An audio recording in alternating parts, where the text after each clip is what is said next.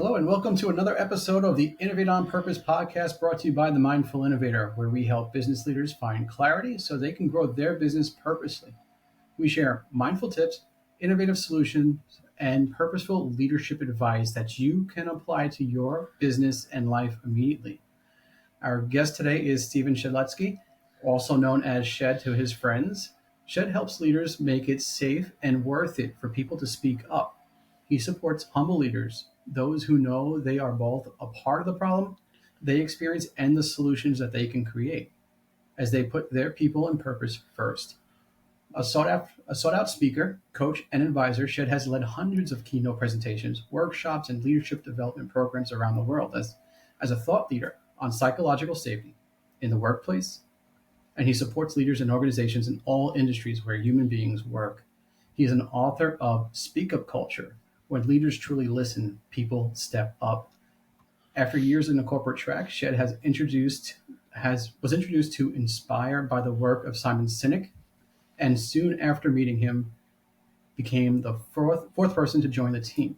For more than a decade, Shed has contributed to Simon Sinek's team, where he was chief of staff and head of brand experience, training, and development, and he headed a global team of speakers and facilitators. Shed continues to speak and facilitate with Simon's team, helping to create a more inspired, safe, and fulfilled world. Shed, it is really exciting to have you here today to have this conversation. First off, congratulations on the book. How's that been? Thank you so much, Matt. A joy to be with you and your listeners. The book is out. It's great. I mean, I first got my hands on it late summer, so it's now no longer surreal to have the physical thing in my hand, but having a lot of fun with it and Oh, that's getting to awesome. What see has been getting to like see who it the best impacts. part of the experience so far for you? Um, it never gets old walking into a bookstore and seeing the book there on the shelves. That's always very gratifying, and seeing when other friends and families send it along. So, yeah, seeing it out there, seeing it have an impact is the best thing. That is awesome, Shed. So the book is called Speak Up Culture. Really interesting title. I think I know what it's about, but can you tell the readers exactly what is Speak Up Culture? Yeah. So, I mean, a speak up culture is not an instruction, it's a culture. So a speak up culture is an environment in which people feel it is both safe and worth it to speak up, to share Mhm. ideas, to share feedback, to help one another grow, to share concerns, disagreements, even admit mistakes. And we do all this with the belief that it will actually create improvement as opposed to being ignored or being punished. So that's how I Mhm. define a speak up culture. I first thought that I was rebranding psychological safety, and psychological safety is an important part of a speak up culture. But as we delved into writing the book and doing research on it, we realized that there's these two axes: that is it psychologically safe, and is it worth it? Because sometimes it isn't psychologically safe, but it's certainly worth it to speak up, and we might still make that courageous choice to do so and speak up. Oh, that's a great point. Yeah, because you could speak up, and if it's like it's going to fall flat, and it's really not going to have much of an impact, why bother? To Yeah. where if it's like this is going to change everything in this organization, or it's just I'm that passionate about it, it's worth taking that risk. Totally. If it feels safe but nothing changes or happens, apathy sets in. Yeah. Yeah. So hopefully it's safe and worth it.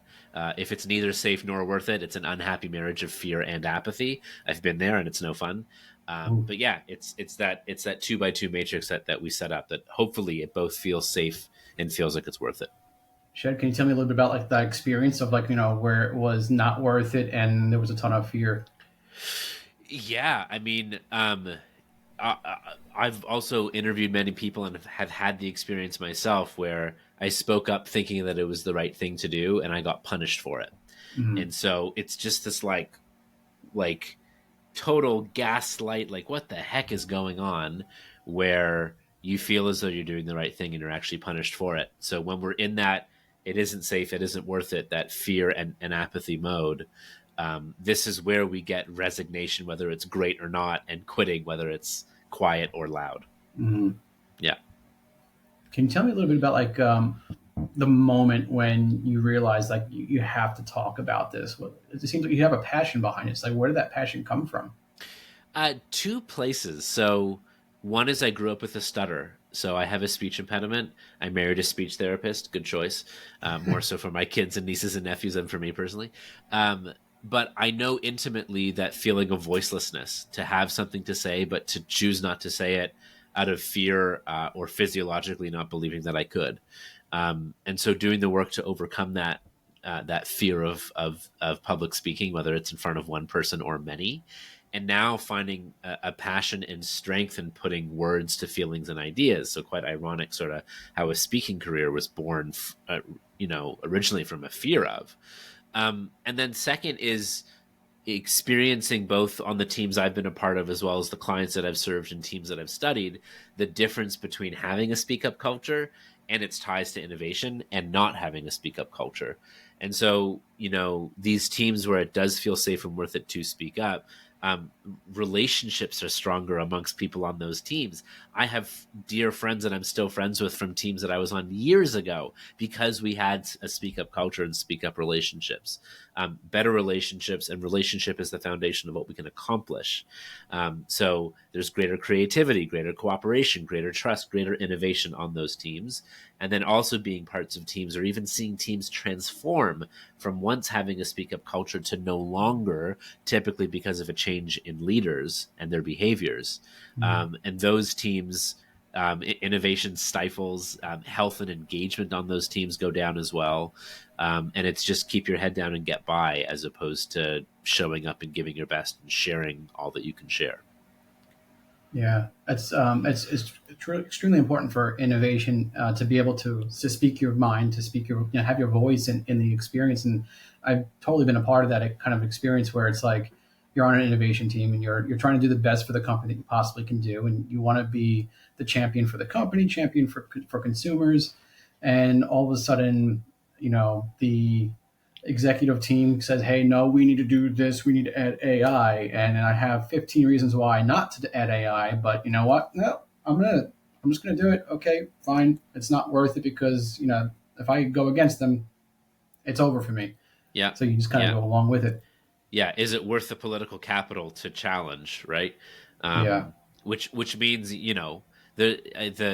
the epigraph for the entire book is a quote from Andy Stanley, which is leaders who do not listen will eventually be surrounded by people who have nothing to say. So Mhm. it's not that you don't have an opinion, but the behavior of the leaders and the culture and the systems within which you're operating make you believe as if your opinion isn't worth voicing. Yeah. Yeah. So when you think about speak up culture, where does it start in an organization? So the answer is yes. So I like to make the distinction between uppercase L and lowercase L leaders. So I would say it typically starts with leaders, whether they're an uppercase L leader, meaning they have a title and they're a leader and we expect them to behave as such. But we've all met and know titles who do not lead. Those are often called boss holes. Where they might have the title, but they don't have the disposition, because leadership is not a position, it's a disposition, it's a set of behaviors, right? And leaders behave in certain ways. They have courage, they have humility, they have a service orientation, they have empathy and compassion, they're authentic. Like, you don't need to be warm and fuzzy and have charisma or riz, as the kids say, to be a leader. Some of the best leaders I've had have been cold and grumpy consistently, but I never had a doubt that they cared for me and had my back, right? Um, Mhm. Decisiveness, accountability. When things go well, they give credit. When things don't go well, they take disproportionate responsibility. Like, these are the behaviors of leadership, which means that we can also have lowercase L leaders, where you may not be a senior leader, you may not even have leader in your title at all, but you choose to lead your own life, your own relationships, your own career, and you behave as a leader. And when you behave as a leader, typically people follow, which is the only requisite of leadership, is followers. So there's at least a 51% responsibility on capital L leaders. It's not 99, it's not 49, but it's 51 plus, right? Mhm. But the tail can wag the dog. That you can be a lowercase L leader, you can have a small team, and you're just like, I want this team to be innovative, cooperative, great place to work, great work, and you can just choose to do it. Just because you work for a great, amazing organization doesn't mean that your leader or your team is high trust and high performance. And similarly, you could be part of an organization that has a pretty awful reputation, but work for an amazing leader. So those who have greater influence in a culture, whether by title or by behavior, have a disproportionate influence to there being a speak up culture. But it can come from anywhere. Anyone can step into it and create it. It's kind of like evolution is top down, revolution is bottom up, and we'll meet in the middle somewhere. Yeah, it makes a lot of sense. Yeah. So like, what can like someone do? Like, so if I'm a lowercase L, I sit in the innovation team and I want to have a speak up culture. I want to be able to share my thoughts and opinions and help the company best that I can. Yeah. Like, where do I begin as a lowercase L leader to start to incorporate a speak up culture? So I've realized that there's two actions that we can create to truly create a speak up culture. So yes, a speak up culture is where we feel it's safe and worth it to speak up. Creating a speak up culture, these two actions that I call a virtuous cycle of encourage and reward. So if you want to create a speak up culture, first and foremost, you have to encourage folks that their voice matters, their opinion matters, they matter, right? And it's doing everything in our power, which could include surveys, which could include asking people, could include silence, open-ended questions. One of my favorite stories of this is an aviation safety expert, a pilot by the name of Ben Berman. The likelihood that in our commercial airline settings, like think United American, these big airlines, that the same flight crew flies together is a low probability because there's just so many pilots, right? Mm-hmm. And so this pilot, this very senior pilot, every time before he flies, he says to the entire crew, I've never flown a perfect flight, and today is no exception. I need to know what you see. So it's valuing people's voice and then creating the condition that they're willing to step into that speak up culture ring. They open the sort of rings on that boxing ring, that speak up culture ring. They step in and they're willing to say the thing, right? Mm-hmm. If you see something, say something, right? Now, the other and just as important, if not more important piece is reward. So if someone takes the bait and they're like, all right, I'll speak up, I'll share an idea, feedback, opinion, concern, disagreement, mistake, whatever it might be, am I rewarded?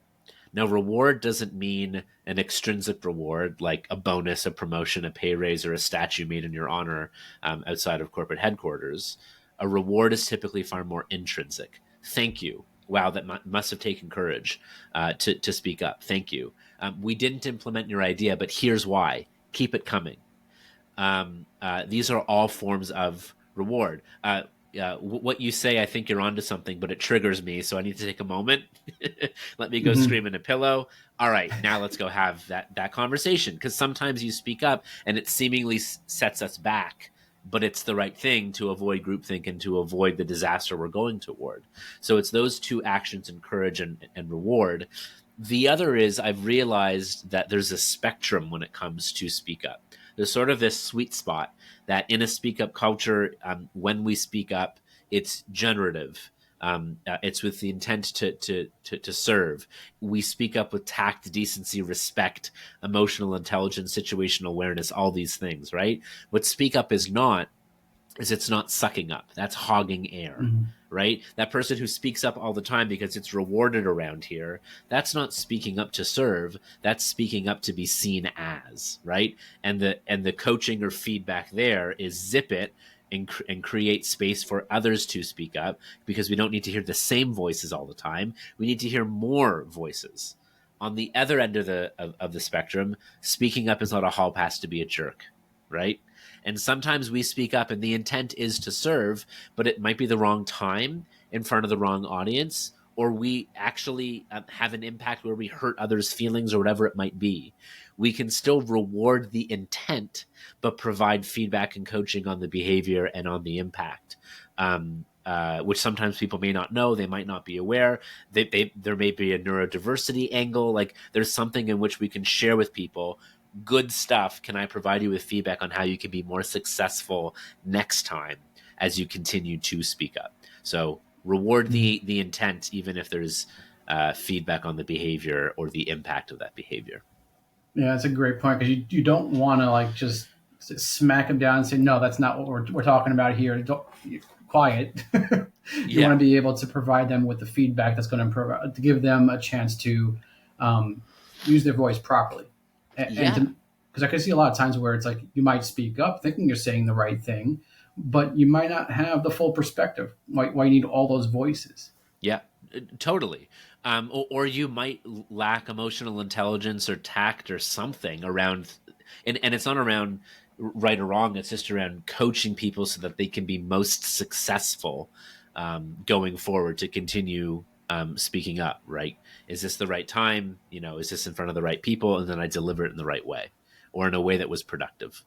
We talked about like innovation, speak up culture within that, or like within that team, and leading up with speak up culture. Um, Now, there's a lot of times where you're going to be working with other teams, in a collaboration. Like, how do you guide like multiple teams to become to embrace this culture? Yeah. So, and especially folks who work in client services and you're constantly jumping from one team to the next. I'm a really big fan of guiding principles, and like the definition of culture to me is how work gets done and how we treat each other. Culture is very much in the how and in our behavior, and so just because you work for company X doesn't mean that everyone's experience across different projects and teams is the same. It's nuanced, right? Mhm. And so I'm a really big believer of before starting to do the work, let's talk about how we're going to do the work and how we're going to treat each other and what are our guiding principles. And then anytime someone or a team behaves outside of those guiding principles, you have something to actually lean back into that's more objective as opposed to it being subjective and saying, I got a problem with you. It's like, no, like we agreed to behave these ways. And there are some experiences we had that's outside of this and it's going against what success in this project could be. So let's go Mhm. back to those guiding principles. I I mean, love this it. is Yeah, this is I see culture. that. It's That's one of values in the. action. I'm sorry. Our cultures are our values in action. Mm. Yeah, absolutely. And I love that. I think that's like a good takeaway for everyone right now is just like if you want to collaborate with other parts of your organization, because that was a big thing for me where I wanted to collaborate with my marketing team, my sales team, with my operations.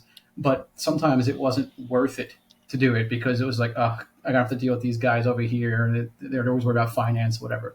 But just thinking about bringing everyone together to set those principles, those values, I think is huge. That's a great place to start. So I would say challenge today is to if you don't have those values in place, is all right. How are we going to work together? And what was the other one, Shed? uh, uh, uh, Guiding principles, like just Mm-hmm. what's like how are we gonna do this? Yeah. And the and Yeah. the, So the get other that thing how to nailed down before you go anywhere else, and then you can bring in the big topics of okay, how are we going to apply AI or whatever it is. yeah, But now you have those guiding principles. I think the other thing to add on here is it's very hard to steer the Titanic. It's very hard to say to big organization innovate. Innovation is truly a culture and a condition. It's not an action. There are certain actions that I think we get innovation as a result. But if you put five people in a room from finance, marketing, innovate, like list goes on, and you get, all right, you've got a week, here's the problem, or you've got a week, make something better, improve something that's going wrong here. And they'll come up with amazing things. Like I'm a really big believer in create like a small little hackathon Mm-hmm. is such a great way to create innovation because you aren't encumbered by some of the larger bureaucratic issues that may exist outside of that small team. Yeah, I love that. When you have that small team, you have your principles of how you're going to work together, and now you just go to town with it, and you can avoid all of the outside political issues that you have because you're coming together as a team, Yeah, which then yeah, also gives you a great force inside the company because now you have, whether it's three or four departments, whatever it is, all those departments all championing this new idea that you're innovating against, which is going to help you only push it through because one of the things I talk about with innovation is getting that acceptance within the organization. And that's only going to help improve that acceptance. Totally, totally. Especially when you have a track record of it working in previous iterations of it. Totally, Yeah, totally. yeah, and it's building that culture, right? It all comes down to building that culture. Yeah. Well, and there were so many organizations when COVID hit, and all of a sudden there was this urgency and this force that, like, companies that were previously 5 days a week, 9 to 5 in the office didn't even have an iota of thought on remote or hybrid working. All of a sudden there were months, if not years worth of innovation that happened in the span of days or weeks, right? Hmm. So it's how can we continue to create that sense of urgency in, like, micro, because we can't wait for another pandemic in order for us to have another surge of innovation like that. You have to sort of create, um, whether real or false, the sense of urgency and boundary and pressure, and see what happens. Yeah, that's a great point too. Where it's like you do need that sense of urgency. Sometimes I call it artificial pressure, even where you put some pressure on the team just to get the ideas out there and through. Yeah.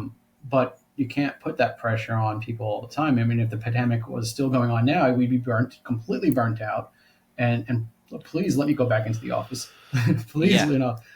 just we need to stop the innovation. It's just too much. Where you have to Yeah. kind of go in those waves and then bring it back Yes. in again. Yeah.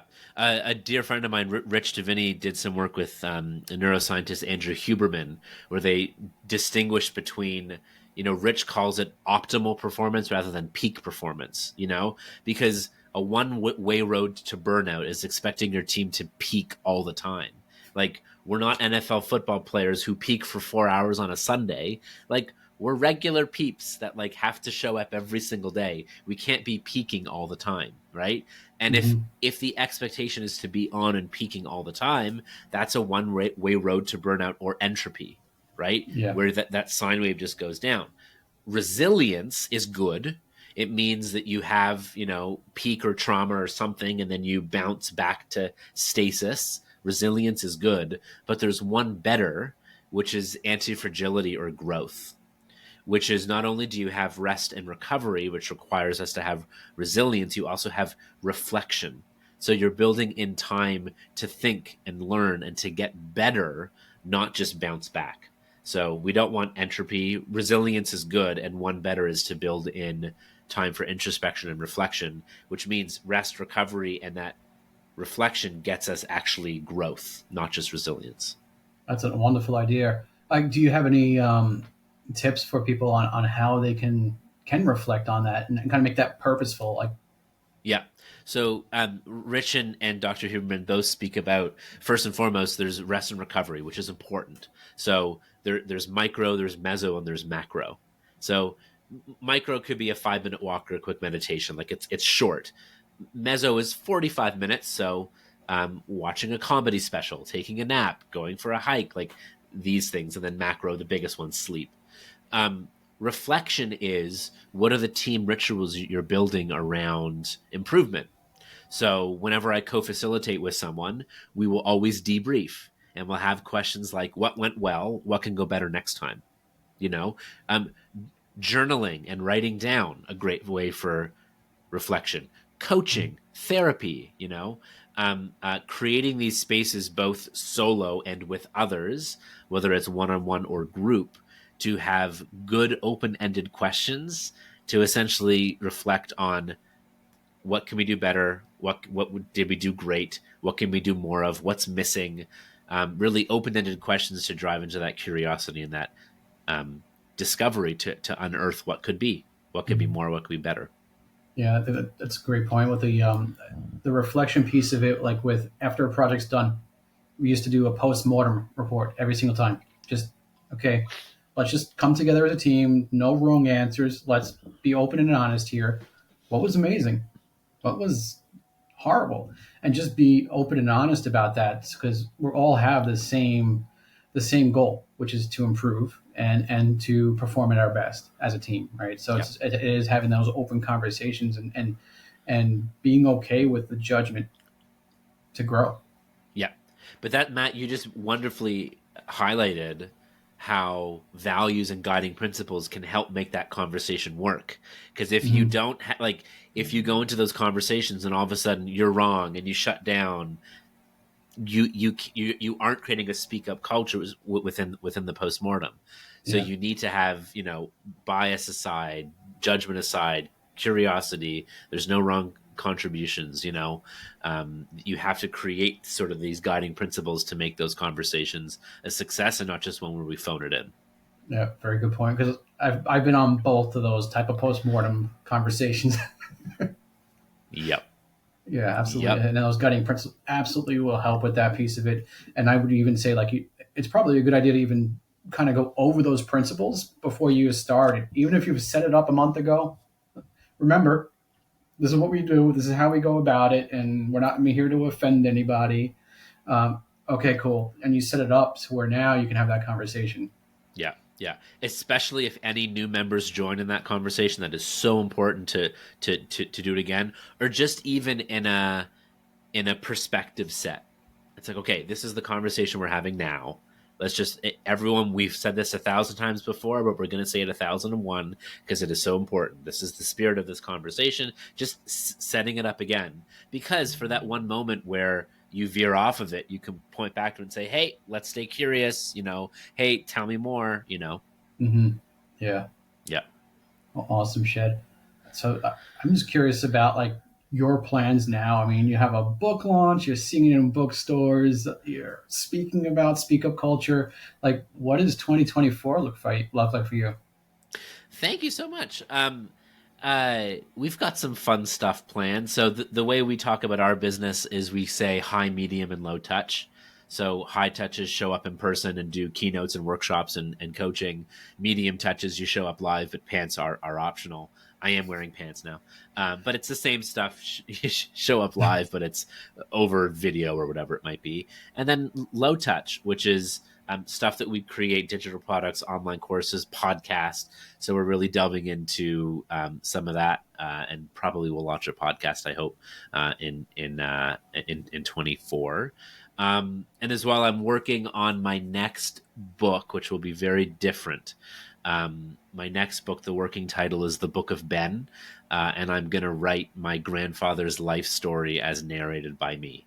Um, Oh, my nice. grandfather had an amazing life. He passed away a few years ago, but Holocaust survivor, and just an amazing life story. And so, much like Steven Spielberg made, was it Fablemans, which was his movie he had to make before, like, if it was his last movie could ever make, it would be that. And so I know I need to write that book. So that's something that I'm working on now as well. Oh, that is awesome. The Book of Ben. I can't wait to hear about that a little bit more. Thank you. And I guess just like I want to know, like, what was like the big insight that you learned from your grandfather? Um, he really provided. He made it clear to me that the two most powerful human forces are hope and each other. That if we have hope and there's still reason to wake up and do the day, and we have people who have our back and people who we show up for every single day, we kind of have everything that we need in this human existence. Man, that's awesome. I'm like actually I'm getting like ready to tear because I totally connect with this story. My grandfather, he just passed away this year. He is also a Holocaust survivor, and I'd say it's amazing to see like what they have gone through. Your grandfather, my grandfather, and to have that hope and just that outlook on life. I mean, it's just seriously, it's like almost the same. Like where it was all about family for my Yeah. grandfather, and it was always positivity and hope. So that's absolutely beautiful.